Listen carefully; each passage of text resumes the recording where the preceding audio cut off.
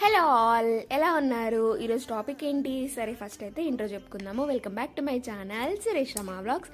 Topic అంటే గుర్తొచ్చింది, కొంతమంది ఉంటారండి బాబు, మన ముందేమో నవ్వుతూ ఉంటారు, మన వెనకాలేమో వెక్కిరిస్తూ ఉంటారు. అది ఎవరో కాదు, మన సొంత వాళ్ళే అనమాట. వాళ్ళని మనం అస్సలు పట్టించుకోవద్దు. ఎందుకంటే ఈ లోకం ఎలాంటిది అంటే, మనం మంచిగా ఉంటే మంచిగా ఉన్నావు అంటారు, నెగిటివ్గా ఉంటే నెగిటివ్గా ఉన్నావు అని అంటారు.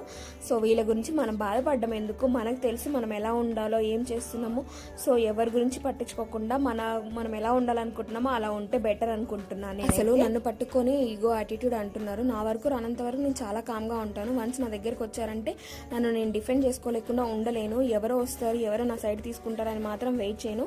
నాకన్నా బెటర్గా నా గురించి ఎవరు డిఫెండ్ చేసుకుంటారు, నా గురించి నేను ఫైట్ చేసిన తర్వాతే నేను వేరే వాళ్ళకి వదిలేస్తాను, లేకపోతే దేవుడి మీద వదిలేస్తాను. ఇంకా వీళ్ళకి అర్థం కాదు అన్నట్టు.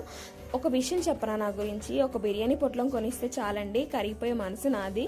అలాంటి నన్ను పట్టుకొని ఈగో యాటిట్యూడ్ అంటున్నారు. చెప్పాను కదా, ఈ లోకం మనం ఎలా ఉన్నా డిఫెండ్ చేస్తారు, ఎలా ఉన్నా మాటలు అంటూనే ఉంటారు. సో వీళ్ళతో మనకి ఎందుకు. కానీ ఈరోజు అయితే నేను డిన్నర్లోకి ఇంకా రైస్ వంకాయ కర్రీ చేశాను. మార్నింగ్ది కొంచెం బీరకాయ కర్రీ ఉండే.